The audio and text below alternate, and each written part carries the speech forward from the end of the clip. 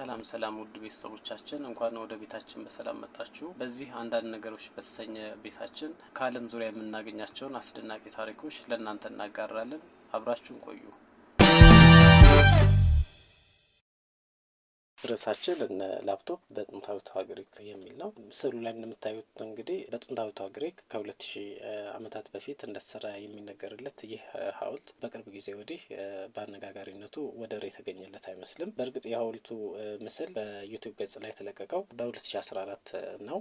እንግዲህ ከዚያ ጊዜ ወዲህ በብዙዎች ዘንድ ይህ የምትመለከቱት ምስል መነጋገሪያ ሆኖ ቀጥሏል።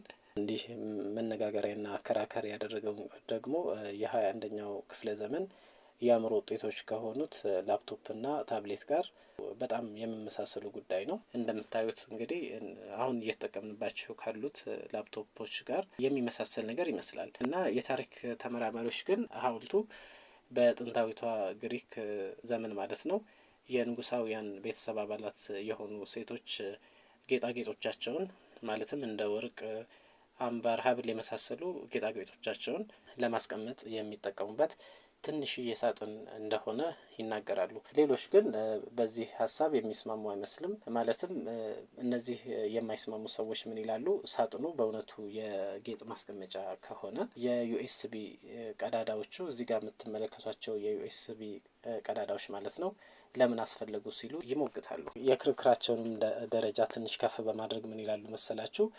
ታሪክ ብቻ ሳይሆን ቴክኖሎጂም አንዳንድ ጊዜ ራሱን ይደግማል የሚል ሀሳብ ያራምዳሉ። እንዴት የሚለውን ደግሞ ጥያቄ ሲመልሱ ምን ይላሉ መሰላችሁ?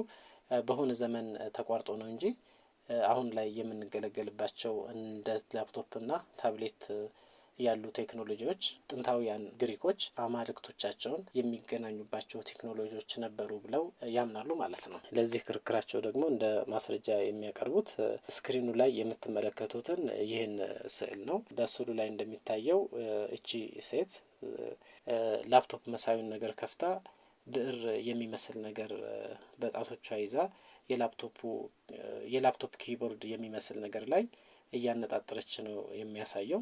ይህ ምስል ሴትዮዋ ላፕቶፕ ያውም ተች ስክሪን የሆነ ላፕቶፕ እየተጠቀመች ለመሆኑ ከዚህ በላይ ምን ማስረጃ ትሻላችሁ ብለው ይሞግታሉ። በተጨማሪ እንደሚታየው እንግዲህ አይኖቿ የላፕቶፑ ሞኒተር ላይ የተነጣጠሩ አይነት ነው የሚመስለው። ማለትም የሆነ ነገር የላፕቶፑ ኮምፒውተር ላይ እየተመለከተች ነው የሚመስለው ማለት ነው። ስለዚህ ይህ ደግሞ ሌላ መከራከሪያቸው ነው።